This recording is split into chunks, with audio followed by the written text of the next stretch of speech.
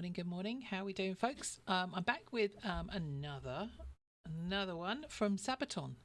And we will be doing, this is a double bill because we will do the History Channel's video about this particular song, about the history of it. So I think I did a poll a while ago and asked people whether they wanted to see the video straight after, because some had said, oh, you should go to the History Channel and check that out.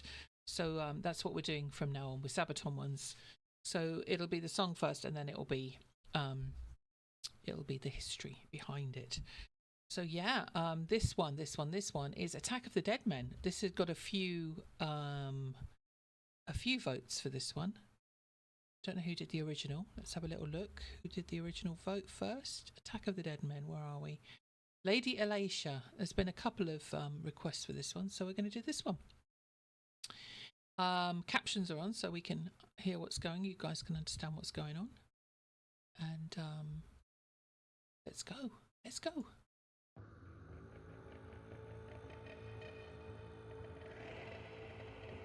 Very atmospheric.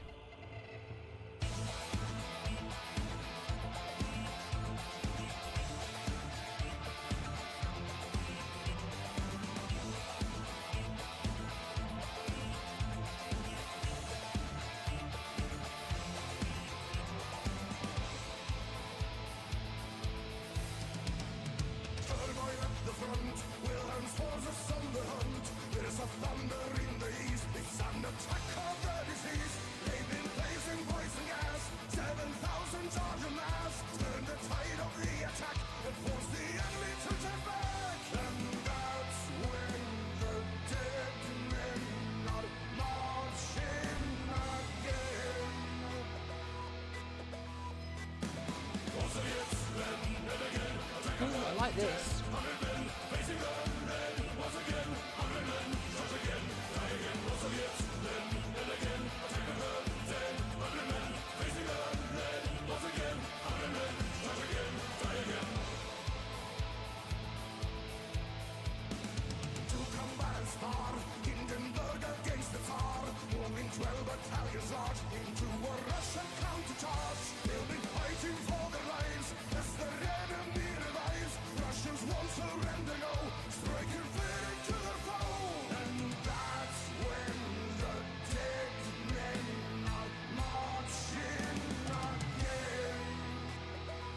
So I'm liking the, so this is live. We don't normally do a live. We normally have the official sort of video, but I found this one.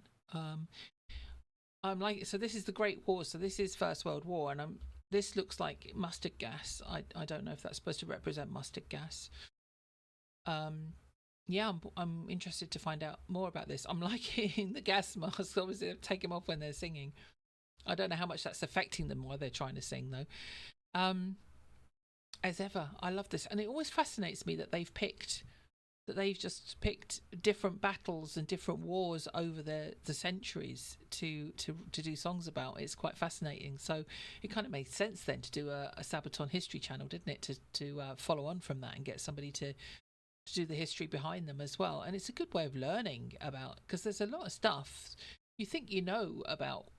You know general stuff about the First World War and the Second World War. And there's so many battles that you don't hear about, that you don't know about. And then other centuries are sort of older wars instead, you know, older things going on back hundreds of years ago. You never really go and delve into it. So I find it quite interesting. But yeah, let's go back and carry on.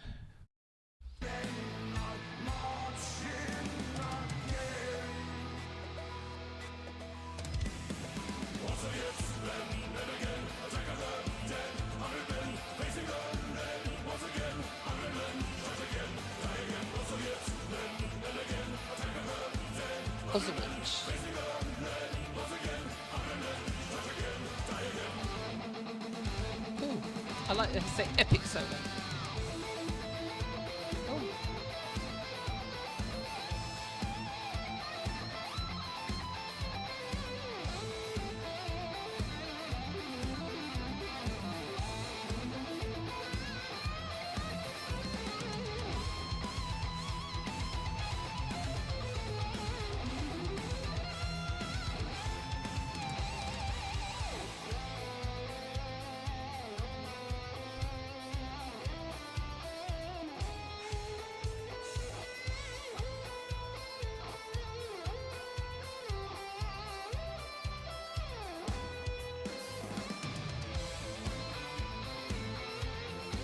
me.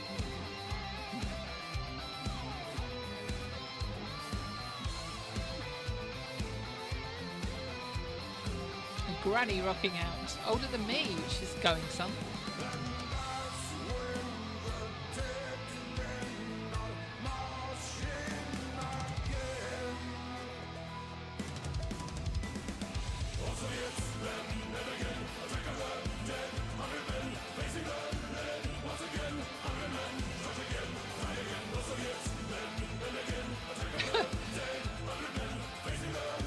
I love how they keep going back to her. She's rocking out. She's loving it. Where's she gone? Oh, we'll get her in a minute. She's great. She's having a great time. Loving it.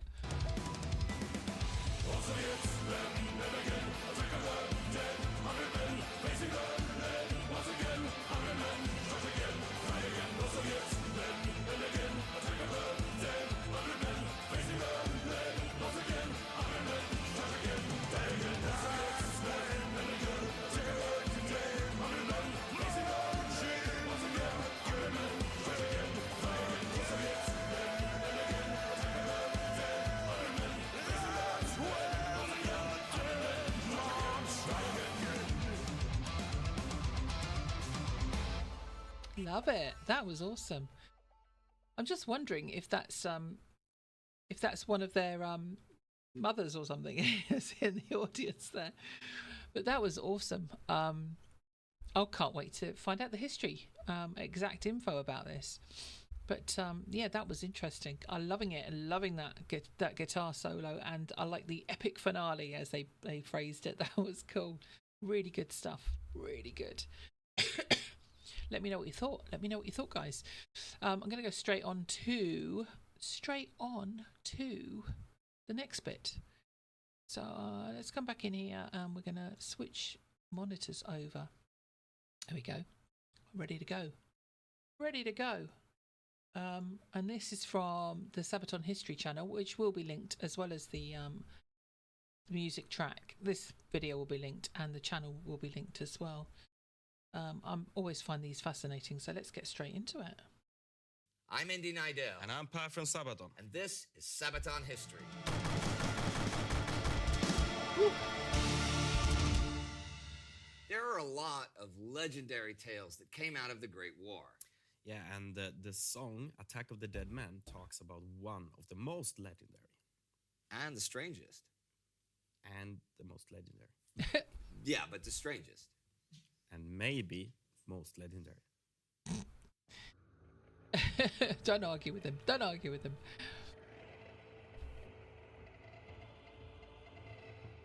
Osowicz Fortress was built in the late 19th century on a strategic hotspot near the river Biebrze in what is now Poland, but back then was the Russian Empire. It was just about 50 kilometers away from East Prussia, though, along the important railway line from Bialystok to Königsberg, which conveniently ran straight through the fortress. So it's kind of obvious why this was quite a headache for German high command in the Great War. This close to the German border, and effectively controlling one of the few railway lines through all the bogs and marshes in the area, the fortress had to either be taken or destroyed. Otherwise, it would prevent any advance into northern Poland. In fact, the Germans had tried to take the fortress back in September 1914 and again in February 1915, where the second attack had severely damaged much of the fortress defenses through heavy bombing. But the main defensive ring had nonetheless held long enough for the Russian counterattacks to force the attackers to break off. By the summer of 1915, though, the Kaiser's army was determined to try again. Now, August von Mackensen's Gorlice Tarnov offensive that summer had thrown much of the Russian forces on the Eastern Front off balance, and German and Austro-Hungarian forces advanced on a wide front eastwards. Seeing their chance, German High Command wanted to also take Poland in a frontal attack and ordered Generalfeldmarschall Paul von Hindenburg on the offensive. Osowicz Fortress was an important prize to take from the weakened Russian army. So 12 German infantry battalions, accompanied by up to 30 heavy artillery pieces, set their sights on Osowicz. The core of the Russian defenders, under General Lieutenant Berzhozovsky's command, was made up of around 500 men from the 226th Infantry Regiment Zemlyansky, supported by several hundred militia. They dug in in several lines of defenses and redoubts, trying to give the German artillery as small a target as possible. But once the assault began, much of the fortress walls, barracks, and towers began to crack under the heavy German siege artillery. But artillery alone won't take the fortress. They would still need the infantry for that job, and the Russians had enough machine guns and defensive works to make that very difficult and very costly. So many people just The Germans, fighting though, over brought bloody in a land. fairly new and extremely dangerous weapon, gas. Now, gas warfare was fairly new. In 1914, the French had used tear gas, and in early 1915, the Germans had first used poison gas at Bolimov, though that failed. Since then, however, it had had a devastating effect on the totally unprepared and ill-equipped Russian soldiers, who died gruesome and horrible bet that deaths was in the deadly horrible. clouds of gas. Without gas masks to protect themselves, the defenders of Auschwitz were expected to suffer the same fate. In the early morning of August 6th, as the winds were finally favorable, the German gas batteries opened up. A dark green smog descended upon the battered defensive works. The wave of gas crept over the Russian lines, creating a death zone. The gas used was made out of a mixture of chlorine and bromine. While the bromine acted as a respiratory irritant, the chlorine attacked the lungs, chemically burning them, right? Ooh. The chlorine attached itself to moisture in the air, turning it to hydrochloric acid, which then bit into the membranes and flesh of the lungs, aggressively dissolving the soft tissue. The Russian soldiers were literally choking on their own blood, as every breath they took destroyed their lungs. Unable to breathe, they died in agony, coughing out bloody lumps of their own lungs. But it was not only the lungs that suffered, as the acid attacked the soft tissues of the eyes and noses, burning them chemically as well. The soldiers burned from the inside out. Many died within the first few minutes. Those further away from the initial attack tried binding wet rags and urine-soaked shirts around their faces in a desperate attempt to protect themselves, but that often helped little. Everything the wave of gas came in contact with began to die. Leaves and grass turned yellow and black. It killed the insects and the animals in the woods. There was no escaping, as the gas crept into every ditch and into every hole, even attaching itself to the brass of guns and shells. The defenders suffered heavy losses, and whole companies in the foremost trenches were simply wiped out. Only around 100 men in the defensive lines further back survived, still terribly burned. As the gas dissipated, the German infantry battalions formed up. While other units went to secure the railway line, it was up to these 7,000 men of the German 76th Landwehr Division to storm the main defensive lines in front of the fortress. Confident that most of the defenders had been wiped out and that the few left would be overcome with ease, the German infantry moved onwards. The first lines were indeed littered with only the dead, grotesquely deformed in their final moments of inevitable death. The end. Or was it? As the German troops moved onward over the shelled-out ground, they suddenly came under heavy fire. The fortress artillery opened up on them, and machine gun fire tore holes in their ranks. Further out on the flanks, the last Russian reserve companies coming up from the rear formed to counterattack the German infantry. Seeing those friendly reinforcements rush in with their bayonets attached, the 100-odd survivors in the trenches also emerged. Bayonets fixed, they stumbled like zombies out of their dugouts, crawling and limping their way into the open.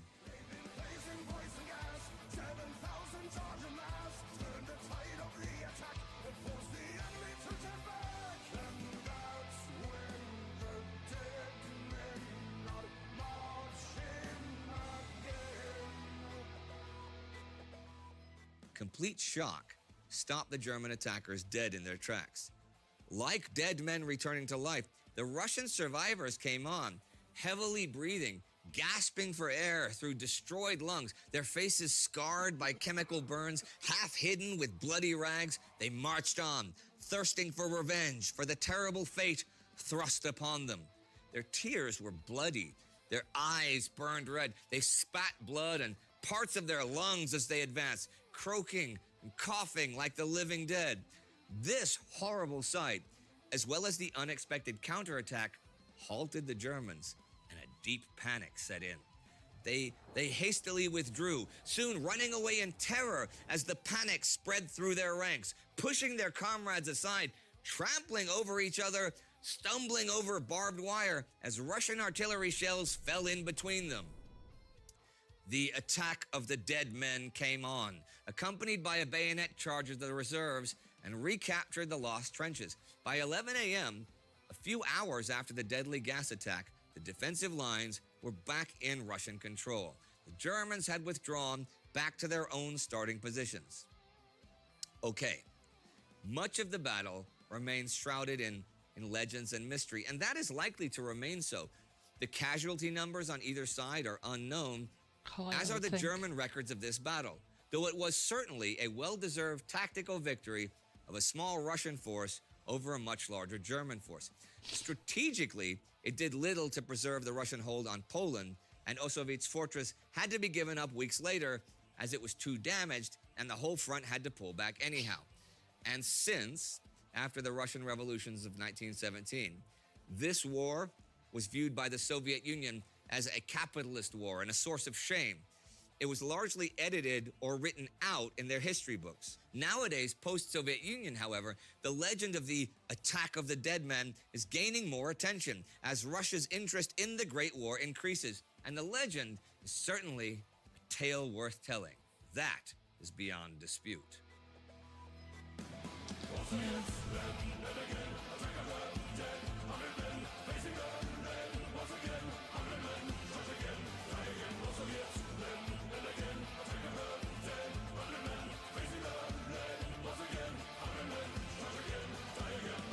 The whole song "Attack of the Dead Men," it was one of those like super like, okay, we're gonna do an album about World War One. Yeah. And when I was presenting the idea to our record label Nuclear Blast, they were like, okay, so you're gonna have a song about gas? And I was like, yeah, sure, there will be a song, such song. We didn't know exactly how we're gonna cover it, like in which area, but the story of the dead man was one of the absolutely like most legendary ones that we definitely felt that we needed to get in. And then that's the Ossowiec fortress. That's where we get in the. Have you been there? No, I never been there. But we have received a lot of fan mails saying like, this is something you really should write a song about. So in the end we did. And we had a little bit of a special way of revealing the song to the fans, because in Russia there's this guy who is famous as Radio Tapok. He's got a very popular YouTube channel. He's a touring heavy metal musician who does cover songs of bands like Sabaton, but he translates them into Russian. Okay. So I asked him, would you be willing to do a song which nobody has ever heard, and you translate it into Russian, and you release it before us? And he was like, that's a weird thing. It's I cool, never though. heard about it. It sounds kind of cool, though. Yeah, so he before anybody has heard the song, he heard it, he recorded it, he translated it into Russian, and he made a music video for it and put it out. I think that was interesting way. A lot of people said I'm crazy when I come with such a marketing idea. But you could have sued him for millions of dollars. Yeah, that could have been. That could have been the case. Like, hey, you stole our song. You told me. Why would I tell you to? But we actually gave him the song, and it was very popular, and he did a good job. And maybe we can listen to a little bit of Russian version of it. I hope so.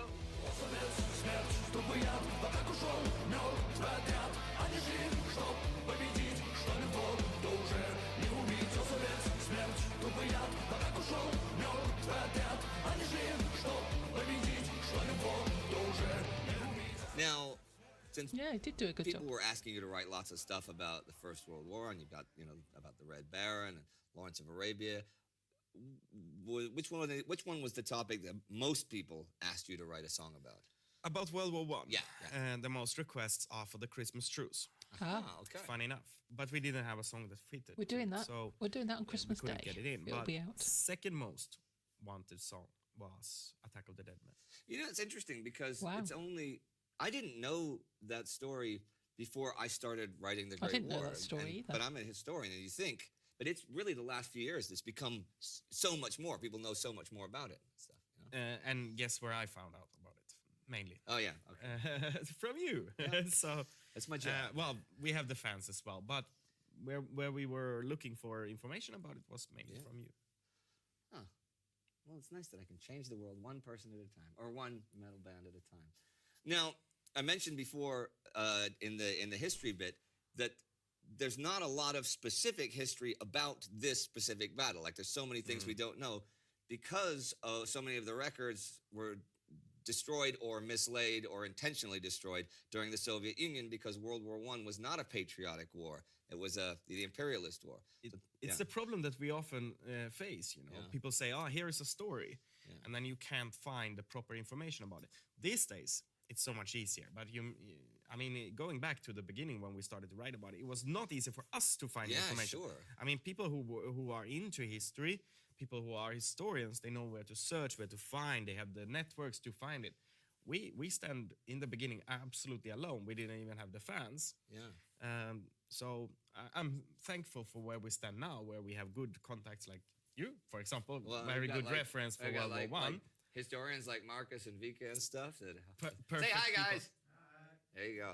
They're our awesome team who, Yeah. who can help us with coming up with the information. But in the beginning, it was really difficult. Well, you know, you mentioned the Christmas truce, and people asked a lot during the Great War, and they still ask. They're like, well, did they try anything like that on the Eastern Front? Because the Christmas truce was on the Western Front. And they're like, yeah, how come there was nothing like that on the Eastern Front? You know, there's a very simple reason why there wasn't on the Eastern Front. Orthodox.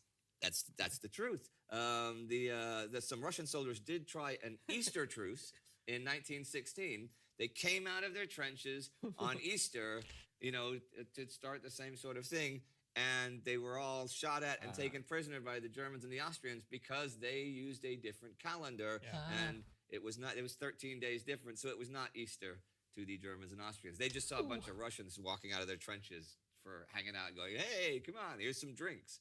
And shot at them. I wouldn't have shot at them. Drinks are drinks. Yeah. Never look a free drink in the... Well, that doesn't make sense. I'll shut up now. You can edit that out. So what are you doing? I'm having drinks. Drinks. All right. Well, since it's drinking time, I guess it's time for us to say goodbye, Per. Yeah, it is. And thank you for everybody for watching this episode of Sabaton History. It was good. Enjoyed that. Listen to me, everybody. We love the Sabaton History channel. If you do it, please share it with us. Support it on Patreon, YouTube, and any way you want. Thank you for your support. Let's do this forever.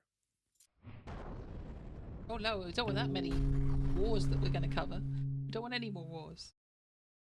That was really interesting. I enjoyed that. Folks, I hope you did. I was very quiet through that because I wanted to watch it and I didn't want to interrupt too much. But that was... I guess there's so many dreadful stories, and you listen to them and you think, oh my God, how the hell did people get through that? And that is just an awful way to die. I mean, it's not very good being blown up and being shot at and not dying immediately. That's got to be a pretty horrendous way of dying. But can you imagine dying from gas poisoning? That is just horrible, and very descriptive, and really painted a picture that was horrific, and I can't believe they went through that, and to come out and fight after that. And I can understand that in a way. I guess they've seen all their comrades and they themselves are probably going to die from it, and I can see them wanting to take revenge for it, and actually at least feel like you've gone down fighting and you've taken somebody with you and you haven't just died from this thing and not had a chance to defend yourself against it. And it must have been a frightening for the Germans to see them thinking that they were dead and then seeing these guys coming at them looking like that. That was mad. I didn't know anything about that. I mean, I know they used gas during the war, during World War One, but I didn't realise this particular story. And as they said, it's only recently been coming out, more information about it. I hope you found that interesting. I can't say I hope you enjoyed that. I hope you found it interesting. The song was awesome. And that was really good, and I really enjoyed listening to the information. I mean, it was awful, but it was very interesting. guys, please, and as he said, please support them. Please go to the Sabaton History channel and give them a follow. I've put the links for Sabaton's channel, Sabaton History channel, and the 2 videos that we've just looked at are all in the links below. Please go and show them some love and like the videos and show them some support.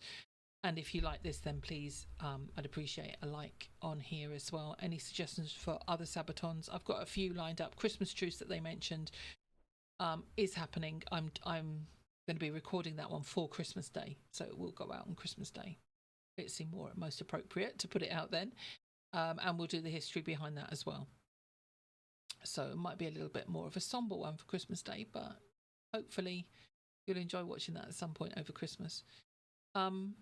Yeah, okay, guys, on to the next one. Let's leave it there, and we will do more Sabaton. We have got, as I said, the Christmas one coming up. I don't think there's anything.